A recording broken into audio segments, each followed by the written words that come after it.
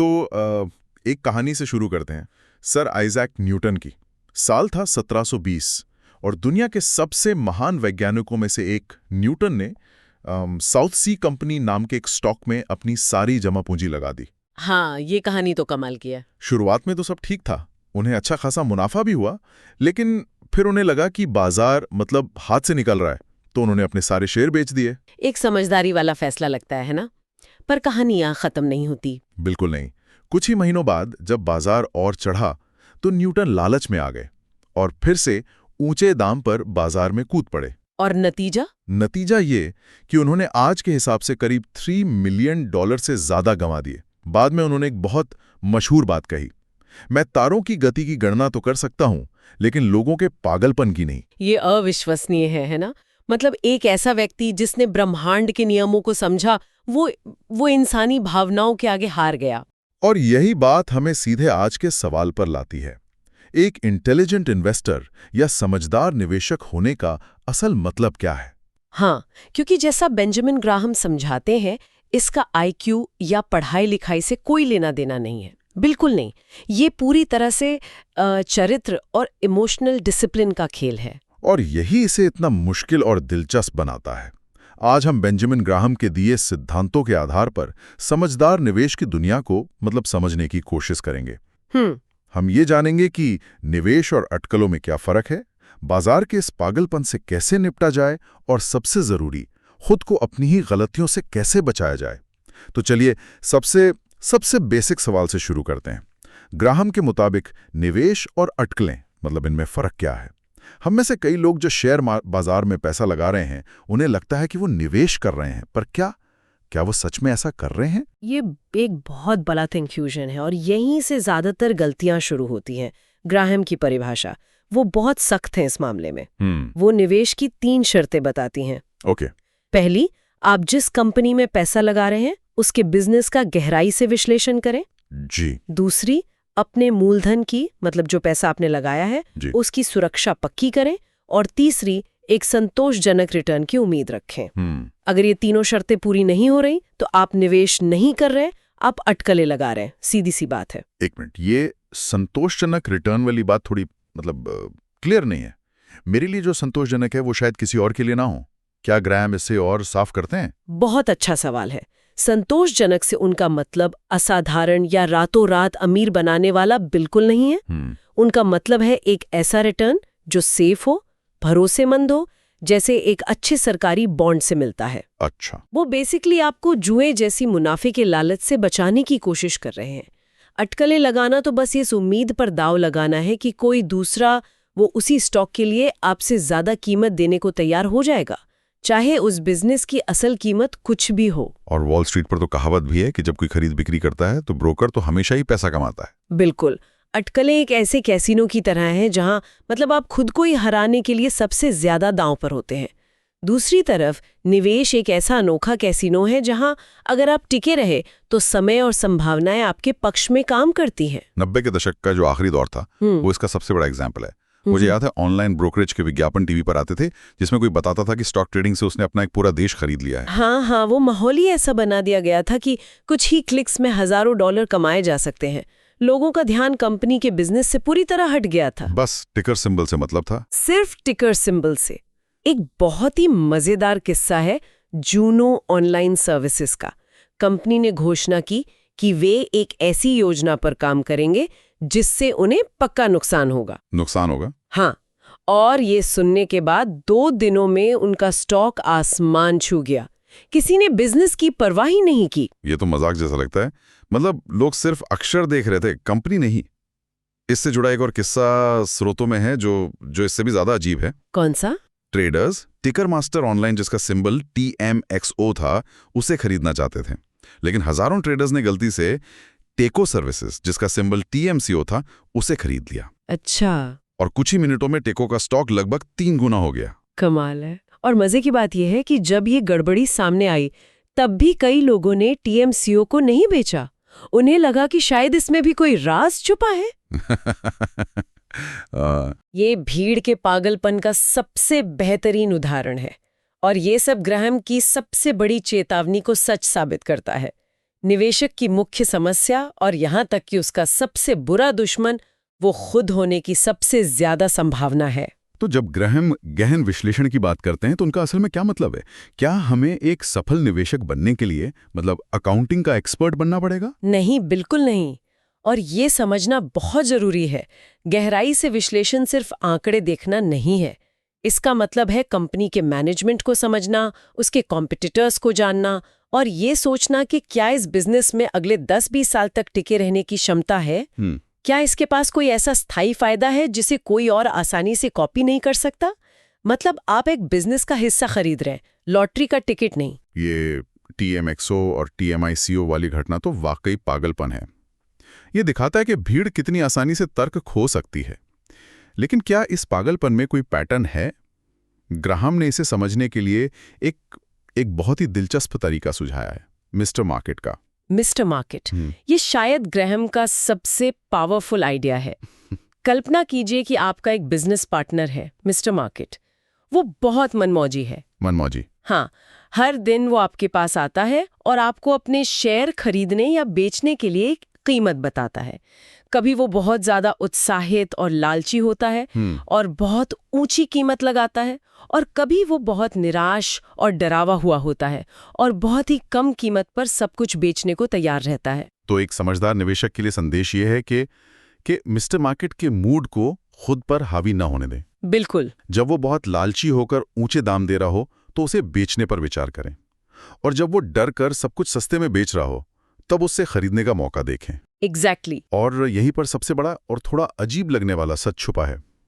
बाजार की ये इमोशनल अस्थिरता एक निवेशक की सबसे बड़ी संपत्ति है। अच्छा। हाँ, मिस्टर मार्केट सिर्फ एक ट्रेडिंग प्लेटफॉर्म नहीं है। वो एक मनमौजी बिजनेस पार्टनर है जो घबराहट में आकर आपको नियमित रूप से अविश्वसनीय सौदे ऑफर करता है। आपको उसके मूड का फायदा उठाना है, उसकी नकल नहीं करनी। उसे अपना मालिक नहीं बल्कि अपना नौकर बनाना है। लेकिन ये तो हमारी स्वाभाविक प्रवृत्ति के एकदम खिलाफ है। जब सब बेच रहे होते हैं तो डर लगता है। ऐसा लगता है जैसे कोई जरूरी खबर है जो सिर्फ हमें नहीं पता। कोई इस डर पर कैसे काबू पाए, ये सबसे मुश्किल काम है। रिसर्च बताती है कि वित्तीय नुकसान का दर्द उतने ही बड़े वित्तीय लाभ की खुशी से दोगुना ज्यादा होता है। हमारा दिमाग नुकसान से बचने के लिए बना है, इसीलिए इमोशनल कंट्रोल सबसे जरूरी है। जब बाजार गिरता है तो डर लगना स्वाभाविक है, लेकिन आपको ये याद रखना होगा कि आप अपने घर की कीमत हर मिनट चेक नहीं करते। तो फिर अपने निवेश पोर्टफोलियो की कीमत हर मिनट क्यों जांचें? मिस्टर मार्केट के रोज के उतार चढ़ाव से परेशान होना मतलब अपने ही फायदे को नुकसान में बदलना है। इंकटमी कॉर्पोरेशन का उदाहरण इसे बहुत अच्छे से समझाता है। मार्च 2000 में इस इंटरनेट सॉफ्टवेयर कंपनी का शेयर $231 पर था, लेकिन 2.5 साल बाद सितंबर 2002 में वही शेयर सिर्फ 25 सेंट का रह गया। सोचिए जरा। मुझे ये बात समझने में थोड़ी मुश्किल हो रही है। इंकटमी का बिजनेस तो चल रहा था, रेवेन्यू भी आ रहा था, तो फिर निवेशक अचानक उसे इतना बेकार क्यों समझने लगे? सिर्फ मूड बदलना इतना बड़ा फर्क कैसे ला सकता है? क्योंकि बिजनेस की असलियत नहीं, बल्कि बिजनेस के बारे में कहानी बदल गई थी। 2000 की शुरुआत में कहानी थी कि इंटरनेट सब कुछ बदल देगा और इंटमी जैसी कंपनियां भविष्य पर राज करेंगी। हाँ, वो .com का दौर था। उस कहानी के लिए निवेशक कंपनी के रेवेन्यू का 250 गुना चुकाने को भी तैयार थे। लेकिन 2002 के अंत तक .com बुलबुला फूट चुका था और कहानी बन गई कि ये सभी कंपनियां बेकार हैं। तब निवेशक रेवेन्यू का सिर्फ 0.35 गुना ही देने को तैयार थे। बाप रे। कंपनी वही थी, रेवेन्यू भी आ रहा था। बदला क्या था? सिर्फ मिस्टर मार्केट का मिजाज। समझदार निवेशक कहानी पर नहीं, हकीकत पर ध्यान देता है। ठीक है, तो ये साफ है कि हमें मिस्टर मार्केट के मूड का गुलाम नहीं बनना है और अटकलों से दूर रहना है। लेकिन एक आम रक्षात्मक निवेशक के लिए इसका क्या मतलब है? उसे असल में करना क्या चाहिए? अपनी सुरक्षा कैसे करे? यहाँ ग्राहम एक बहुत ही सिंपल लेकिन शक्तिशाली नियम देते हैं। वो कहते हैं कि एक निवेशक को अपनी संपत्ति का कम से कम 25% और ज़्यादा से ज़्यादा 75% ही स्टॉक्स में रखना चाहिए। बाकी का हिस्सा बॉन्ड्स और कैश जैसी सुरक्षित जगहों पर होना चाहिए। ये दिलचस्प है क्योंकि आमतौर पर एक धारणा है कि 100 में से अपनी उम्र घटाएं और उतना प्रतिशत स्टॉक में लगाएं, लेकिन ग्राहम का नियम उम्र पर आधारित नहीं लगता। सही कहा आपने। ग्राहम का मानना है कि ये निवेशक के स्वभाव और रिस्क सहने की क्षमता पर निर्भर करता है, ना कि उसकी उम्र पर। अच्छा। एक 25 साल का युवा जो अगले 5 साल में घर खरीदने के लिए बचत कर रहा है, उसे एक 80 साल के अमीर व्यक्ति से ज्यादा सुरक्षित निवेश की जरूरत हो सकती है।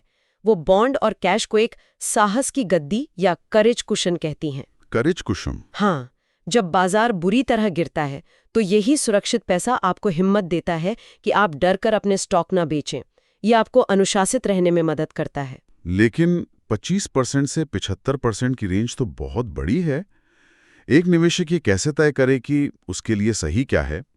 मान लीजिए बाजार बहुत महंगा लग रहा हो, तो क्या उसे 25% पर चले जाना चाहिए? बिल्कुल, यही इस नियम की खूबसूरती है। ये आपको एक अनुशासित तरीके से मिस्टर मार्केट का फायदा उठाने की अनुमति देता है।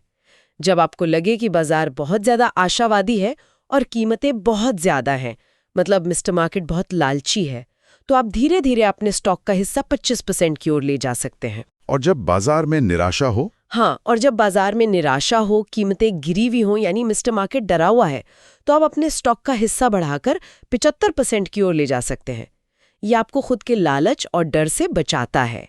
अपनी स्ट्रैटेजी बनाते समय एक और खतरा है जिसे अक्सर लोग नजरअंदाज कर देते हैं, मुद्रास्फीति या इन्फ्लेशन। स्रोतों में इसे पैसे का भ्रम या मनी इल्यूजन कहा गया है। ये क्या चीज है? ये एक बहुत ही आम मनोवैज्ञानिक जाल है। मान लीजिए 1 साल में 4% मुद्रास्फीति है और आपकी सैलरी 2% बढ़ती है। असल में आपकी खरीदने की शक्ति 2% कम हो गई है, लेकिन क्योंकि आपको 2% की बढ़ोतरी मिली है, आप अच्छा महसूस करते हैं। सही बात है। वहीं अगर मुद्रास्फीति 0 हो और आपकी सैलरी में कोई बदलाव ना हो, तो आपको बुरा लगेगा, जबकि असल में आपकी वित्तीय हालत पहले वाले मामले से बेहतर है। हम सिर्फ नॉमिनल नंबर देखते हैं, असल वैल्यू नहीं। मतलब बैंक में रखा पैसा या कम ब्याज वाले निवेश भी असल में घट सकते हैं अगर महंगाई दर ब्याज दर से ज्यादा हो। इन्फ्लेशन चुपचाप हमारी संपत्ति को खा जाती है। बिल्कुल। एक समय था जब बैंक डिपॉजिट पर 11% का रिटर्न बहुत अच्छा लगता था, लेकिन अगर उस समय मुद्रास्फीति 13% थी, तो आप असल में हर साल 2% पैसा खो रहे थे। ओह। इसी खतरे से बचने के लिए ग्राहम के समय के बाद अब 2 नए और बहुत उपयोगी साधन उपलब्ध हो गए हैं। पहला है REITs यानी real estate investment trusts. REITs? हाँ, ये ऐसी कंपनियां हैं जो रियल एस्टेट संपत्तियों की मालिक होती हैं। जब महंगाई बढ़ती है तो आमतौर पर किराया और प्रॉपर्टी की कीमतें भी बढ़ती हैं, जिससे ये एक अच्छी सुरक्षा देते हैं। और दूसरा साधन क्या है? दूसरा है टिप्स यानी ट्रेजरी इन्फ्लेशन प्रोटेक्टेड सिक्योरिटीज। ये सरकार द्वारा जारी किए गए खास बॉन्ड होते हैं। इनकी खासियत ये है कि अगर मुद्रास्फीति बढ़ती है तो इन बॉन्ड का मूलधन भी अपने आप बढ़ जाता है। अच्छा। इसका मतलब ये है कि आपको मिलने वाला ब्याज भी बढ़े हुए मूलधन पर मिलता है। ये आपकी संपत्ति को महंगाई के असर से बचाने का एक बहुत ही सीधा और कारगर तरीका है। तो इन सभी स्रोतों और चर्चा से मतलब सबसे बड़ी सीख क्या निकलती है? अगर हमें 3 मुख्य बातें याद रखनी हो तो वे क्या होंगी? मुझे लगता है पहली और सबसे जरूरी बात यह है कि समझदारी से निवेश करना दिमाग से ज्यादा चरित्र का खेल है। इमोशनल अनुशासन और धैर्य किसी भी जटिल वित्तीय विश्लेषण से कहीं ज्यादा जरूरी है। दूसरी बात जो मुझे बहुत पसंद आई वो है मिस्टर मार्केट को अपना मालिक नहीं बल्कि अपना नौकर बनाना। बिल्कुल। उसके रोज के मूड स्विंग से प्रभावित होने के बजाय उसके डर और लालच का अपने फायदे के लिए इस्तेमाल करना।